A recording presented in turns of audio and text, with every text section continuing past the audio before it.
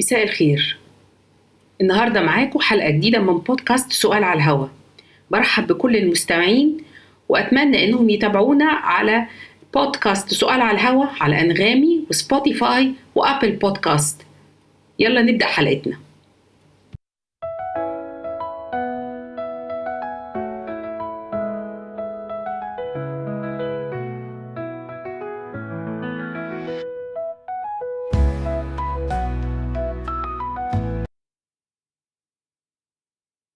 الأسبوع ده سألنا الناس كلها إيه هي الحاجة اللي ممكن تغيرها في يومك؟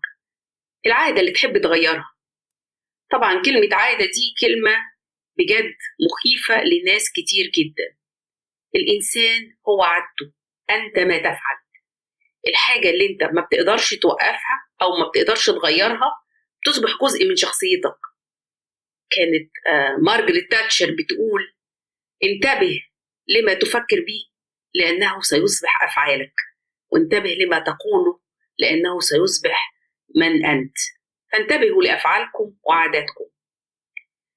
على رأس العادات اللي ناس حابة تغيرها كانت عادة إنها تمسك التليفون أول ما تصحى من النوم. العادة دي سببها الأساسي حاجة من الاتنين: يا إما أنت فاضي عندك وقت، يعني عندك وقت كبير بحيث إن أنت ممكن تعمل الموضوع ده ومش هتعطل نفسك عن الشغل، مش هتعطل ولادك عن المدارس. ممكن تكوني قاعدة في البيت تشتغلي بارت تايم، ممكن يكون أنت تشتغل أصلا بعد الظهر بس. على أي حال ولا أي الأسباب، الدوبامين اللي بيولده التليفون، والدوبامين بالمناسبة هو هرمون بيفرز في المخ وبيسبب السعادة، وده الهرمون اللي بسببه الناس بتدمن على المسكرات والمخدرات، لأنه من غيره الإنسان ما بيقدرش يبقى سعيد. الدوبامين اللي بيحدثه مجرد السكرولينج وإنك تشوف حاجات جديدة بيصبح مع الوقت عادة، يعني تقدر تقول إنها أدكتيف أو تقدر تقول إنها جزء من إدمان شخصي. في حاجات بسيطة ممكن الواحد يعملها علشان يقلل من الموضوع ده، لكن أنا متأكدة إنه مش هيقدر يمنعه 100%. يا عايزة إرادة حديد يا عم. ما تحطش التليفون جنبك أبدا، ما تحطوش على النايت ستاند وما تحطيهوش في الكومودينو مثلا، حطه دايما يشحن بعيد عنك. سيب التليفون في وقت محدد كل يوم، زي 9 مساء مثلا، سيبه خالص. ليه مش قادرين نقعد مع نفسنا ومع أولادنا ومع قرايبنا ومع أصحابنا؟ ما نجرب من 9 بالليل نسيب التليفون، حطه بعيد يشحن لتاني يوم. ده هيصعب عليك انك تصحى على طول تدور على التليفون، لانك لسه هتقوم تلبس شبشبك، وفي البرد اللي في مصر دلوقتي لكلوكك، وتطلع تدور على التليفون. خليه بره اصلا. مش بقولك اقفله طبعا عشان لو في emergency، بس ريح نفسك شوية من صوت التك تك طول الوقت ده. نمرة 2 واللي نفعت معايا جدا: بدل العادة. يعني العوايد بتاعتنا دي بقت جزء من شخصيتنا. ما ينفعش ان انت تشيل جزء من شخصيتك مرة واحدة، لازم تملى الفراغ ده. الحاجة اللي نفعت معايا ومش عارفة تنفع مع بقية الناس ولا لأ، إنه بحط جنبي وأنا نايمة كتاب، وبحط مصحف كمان. لو عندك ورد بتقراه أو حاجة كتاب بتقراه، ابدأ يومك بإن أنت تعمل الحاجة دي consistently، يعني ما تغيرهاش. 10 صفحات في اليوم قراية من المصحف، أو 10 صفحات في اليوم قراية من الكتاب اللي بحبه، أو من الإنجيل، أو من أي كتاب أنت ما بتملوش ما بتزهقش منه. ده برضو ممكن يساعد. ناس من صحابي قالوا: عايز أبطل أنام متأخر. طبعا مش هحكي لكم إنه النوم المتأخر ده ممكن يكون فيه ميزة.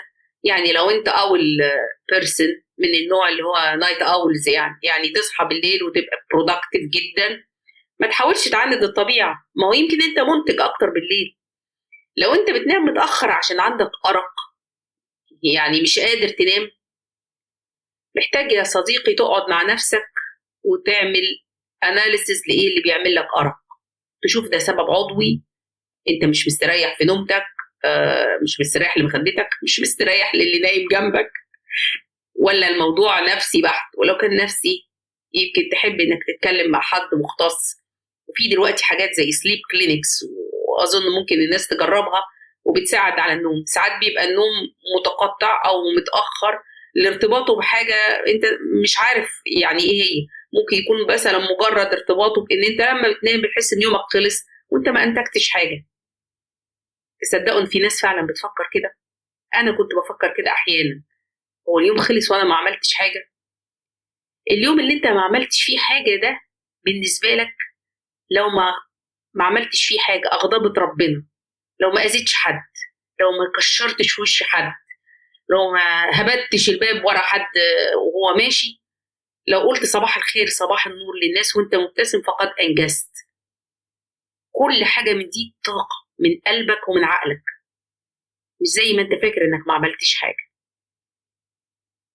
حد قال عايز أبطل اشتهاء الكاربس، الكربوهيدرات، العيش، يعني تصحى الصبح تدور على العيش، العيش ثم العيش ثم العيش، او الفطائر او الكرواسون او وات ايفر. يومك ما بيمشيش غير كده.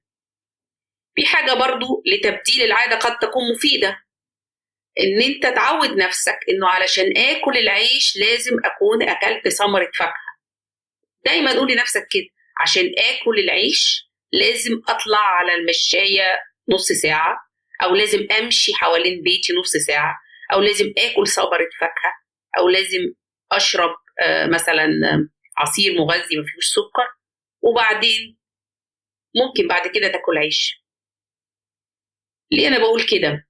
بعيد عن مساله الاكل والشرب والدخن، مش دي قصه.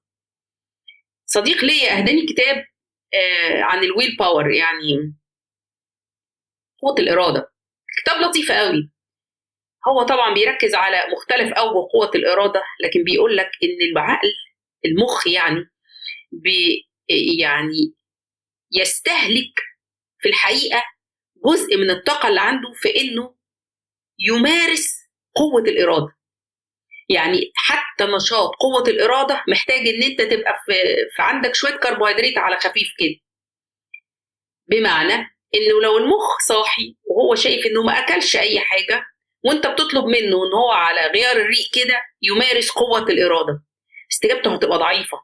بالعكس، ده هيبتدي يحس ان هو في حاله خطر، وان هو دلوقتي هيحصل له depletion of energy، يعني الطاقه بتاعته هتخلص خالص. ممكن طبعا، هو طبعا ده مش حقيقي، لانه اصلا هو الطاقه اللي هو محتاجها عشان يعمل قوه الاراده بيقول لك طاقه بسيطه قوي، زي طاقه لما تكون كلت بونبونايه مثلا.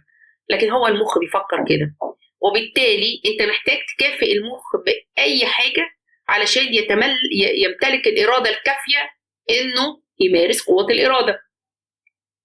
مثلا الكتاب بيقول ان قوه الاراده نفسها بتبقى ديبليتد، يعني بتفنى مع الوقت.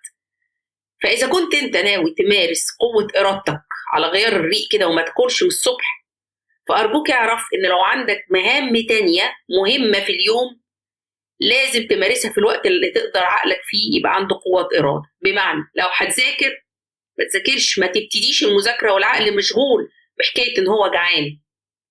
على العكس، ممكن تخلي المهام السهله للوقت اللي انت عارف ان فيه depletion of energy، الوقت اللي انت عارف ان انت خلاص مثلا على اخر يوم مش هتاكل تاني. ممكن تتفرج على التلفزيون، تسمع مزيكا، لكن ما تدورش على مهارات محتاجه تركيز من المخ عشان تعملها وانت مخك اصلا حاسس انه مظلوم وجعان. اول مره اعرف الموضوع ده. في حد من المستمعين قال حاجه ظريفه قوي، قال ابطل اعمل شوبينج وانا جعان. شوبينج وانت جعان؟ جربتوا كده لما تروحوا السوبر ماركت وانتوا جعانين تقارنوه بلما تروحوا السوبر ماركت وانتوا شبعانين؟ كارثه. اللي بيروح السوبر ماركت وهو جعان بيشتري اغرب الاشياء، وبيعمل لنفسه اللي بيسموه الايميديت جراتيفيكيشن، يعني بيحاول يكافئ نفسه مباشره، وبياكل حاجات غالبا ما كانش هيشتريها وهو شبعان. ممكن تحاول تغير العاده دي ببساطه بان انت لو هتعمل شوبينج تاكل سناك قبلها. لازم تعمل شوبينج وانت مش حاسس ان انت في حاله مجاعه. حد كمان من اصدقائي قال ابطل اوزن نفسي كل يوم. انا مش عارفه دكاتره التغذيه ليه بتطلب من اي حد اون دايت انه يوزن نفسه يوميا. يعني ايه اوزن نفسي كل يوم؟ انا ممكن اكون شارب ميه ولا واخد حاجه فيها ملح كتير، ووزني شويه في اول اليوم بيبقى تقيل. وبعدين ليه بنولد حاله القلق اليومي ده؟ القلق نفسه بيغذي الرغبه في الاكل. مش بس الاكل، القلق بيغذي الرغبه في اللي بيسموه reckless behavior، يعني التصرفات الغير مسؤوله. يعني مثلا لا، ان الطلبه قبل الامتحانات قد يتصرفوا تصرفات كتير غير مسؤوله يندموا عليها بعد الامتحانات. في اوروبا مثلا طلبه ممكن تاخد ادويه عشان تنبهها، تزود التنبيه بتاعها. ممكن يشربوا مثلا، لان القلق ولد عندهم رغبه في انهم يلجأوا لحاجه تريليف القلق ده. وانت بتعمل للشخص اللي اوريدي الدايت عامل له قلق، بتزود له القلق. شيلوا ارجوكم الموازين اللي في الحمامات دي، لو هتوزن اوزن مره كل اسبوع، مش ناقصه قلق. حاجه كمان حد قالها لي، خليني اخدها بعد الفاصل.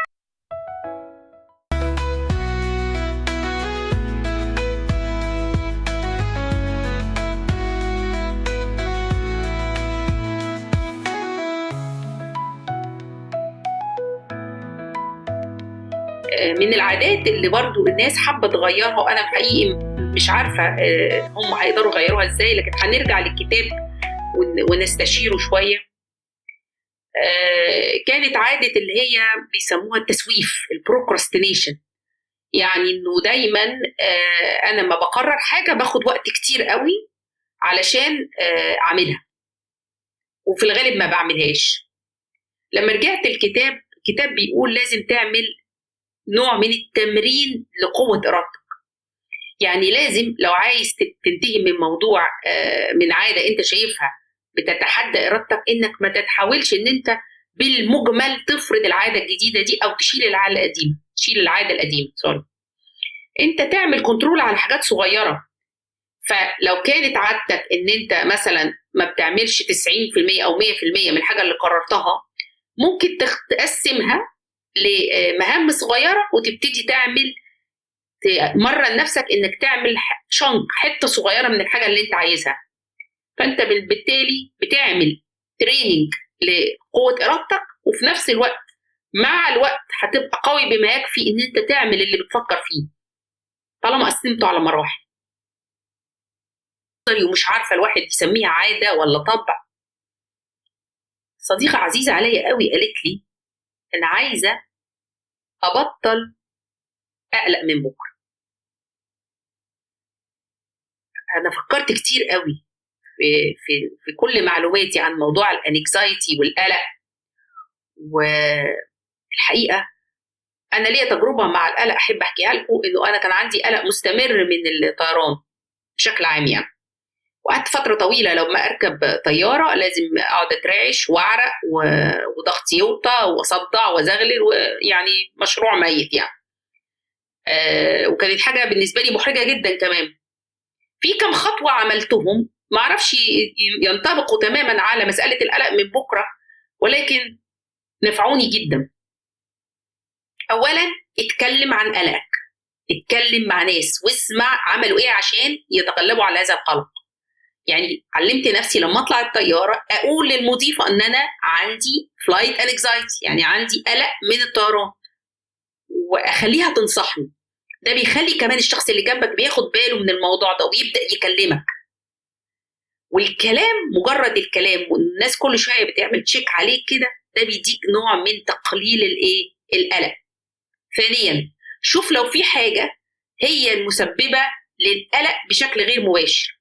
يعني مثلا انا لما كنت اركب الطياره كنت باستمرار بقلق من الفتره الاولانيه اللي انا قاعده فيها افكر في الاقلاع، فبقيت احاول املى الفتره دي يا اما اتكلم مع حد يا اما اسمع موسيقى مريحه. هتقولي لي طب والقلق، او هتقولي طب وقلق من بكره ده تقدر تلهي نفسك عنه بايه؟ مش هقولك ما تفكرش في بكره، بس فكر في ايه الحلو اللي جاي لك بكره، او ايه الحاجه الكويسه اللي هتعملها لنفسك بكره. ما تفكرش في ايه الكوارث والمصايب اللي ممكن تحصل لك بكره. ثالثا، في حاجات بتبقى العقل بيربطها بالقلق وهي ملهاش اي علاقه بيه. مثلا أنا في الطيارة كنت دايما لما أبرد يبتدي عندي نوبة القلق، لما أبرد بس مجرد إن الطيارة يفتح التكييف. ممكن أنت تكون في يومك بتعمل حاجات العقل بيترجمها إنها مصدر القلق، زي إن في شخص أنت بتكلمه ودايما لما بتكلمه بيكلمك عن المستقبل المظلم وحالة البلد الضايعة والحروب، وإزاي إنه منطقة الشرق الأوسط دي رايحة في داهية، الله أعلم. بس يعني في نوعية من الناس كده، أو نوعية من الناس لما بيتكلموا على الفلوس على طول، إزاي هم عندهم رغبات ومطالب مادية يا إما حققوها يا إما بيسعوا لتحقيقها، وبشكل عام اوت اوف يور ليج يعني، او بيحسسك بالقلق. اذا كان دول قلقانين اعمل انا ايه؟ واخيرا وليس اخيرا طبعا، لان حقيقي الكلام معاكم يعني بيسعدني جدا، ما تفكرش دايما ان انت تقدر تاخد كل حاجة في ايدك.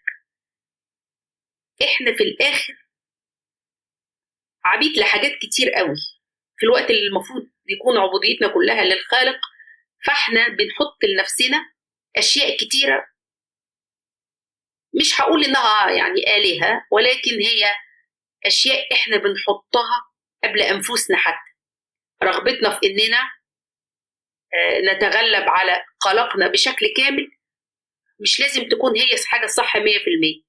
في دراسة اتعملت ما بين الطلاب اللي بيقلقوا قبل الامتحانات وبين الطلاب اللي ضاربينها صارمة يعني، ولقوا ان الطلاب اللي بيبقوا قلقانين قلق في شكل معقول وشكل يعني منظم، الطلاب دول بيعملوا بيرفورمانس احسن، بيأدوا احسن في الامتحانات.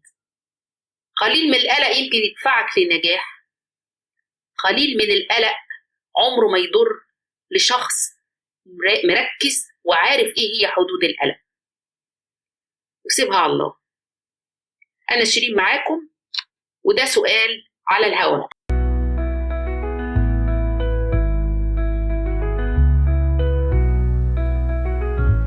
سؤالنا الحلقة الجاية هو: لو تقدر تقرأ أفكار أي حد، مين الشخص اللي حابب تقرأ أفكاره؟ يا سلام بقى لو تقولوا لنا ليه عايز تقرأ أفكار الشخص ده. معاكم شيرين من سؤال على الهوا، ومستنياكم تردوا عليا في الكومنتس أو على صفحة الفيسبوك أو الانستجرام أو تيك توك. اعملوا فولو للأكاونت بتاعنا على أنغامي، سبوتيفاي وأبل بودكاست علشان يجيلكوا تنبيه لما الحلقة الجديدة تنزل.